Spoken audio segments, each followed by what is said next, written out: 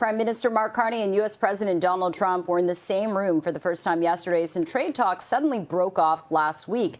Not only is Trump freezing out Carney over Ontario's anti-tariff ad, now his representative to Canada, Pete Hoekstra, reportedly used rather undiplomatic, expletive language when he lashed out at a provincial official. So for more on the U.S.-Canada trade tension and talks and whatever's left of them, we can join live former Foreign Affairs Minister Peter MacKay in Truro, Nova Scotia this morning. Peter, always good to talk to you about this. The level of tension between the U.S. and Canada seems unprecedented at this point here. We know they're in the same room yesterday. As someone who's been at summits like APEC, et cetera, what is this situation like? Can you describe what this may be like? I'm not sure you've experienced something at this level. Well, it's very tense, very difficult for Prime Minister Carney to sort of navigate, and he has people around him, and of course, he's got officials who might try to approach Donald Trump's officials. I'm not sure that that's happened, but it certainly should, given the stakes that are at play. Now, back home in Washington, I see where our ambassador to the United States has also indicated that while things are suspended, that talks do continue at a very quiet and diplomatic level, obviously. But the word from the top is that this suspension is real, and we're not getting back to any sort of formalized discussion for some time. But suspended sounds better than terminated. It certainly does. And we know that they were at that dinner together in South Korea, same table, really. Could have been awkward, but I think the comments after that were that Carney and Trump had a nice conversation, a civil conversation. We know that Prime Minister Trump has made a deal, or is signaling that he's made a deal with China, calling it, rating that meeting a 12 out of 10. And Carney is going to meet with President Xi Jinping today, first time in 8 years that a Canadian prime minister has met with the Chinese government.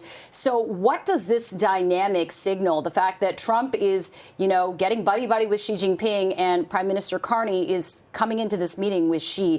What does that mean in terms of the diplomatic relations between these three countries and what Canada could get out of China at this point?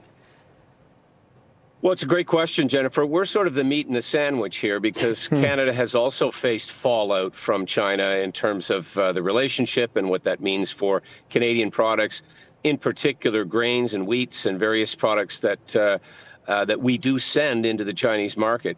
So we have a lot at stake. The fact that the president is meeting with Xi Jinping and has sort of come out with something resembling a suspension of tariffs and a more normalized trade relationship, that should and could bode well for Canada.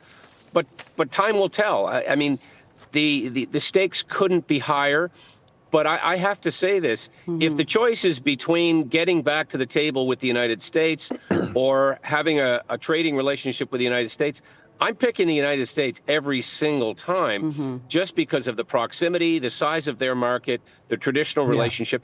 And let's not forget, China terminates Canadians who are in custody in China. They are a completely different value set, completely different moral basis. We're much better served by focusing, in my opinion, on getting these trade talks back on the rails. Okay, what do you make of this, Peter, before we let you go here? That we understand the U.S. Senate passing legislation last night that would nullify U.S. tariffs on, Canada. 4 Republicans moving over to the Democratic side on this here. Is that a sign of hope? Is that a sign of anything in your eyes? It could be, Nick, but it sounds like sort of the drama and the political gamesmanship that's going on in the U.S. Congress right now. Of course, they're still in gridlock.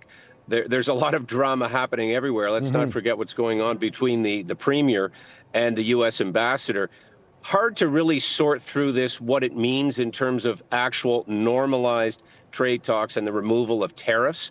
But the fact that there are people in the Congress trying to take our side, essentially, and see that we get back to a normal trade relationship, that's boding well for auto workers, steel workers, those in the lumber sector.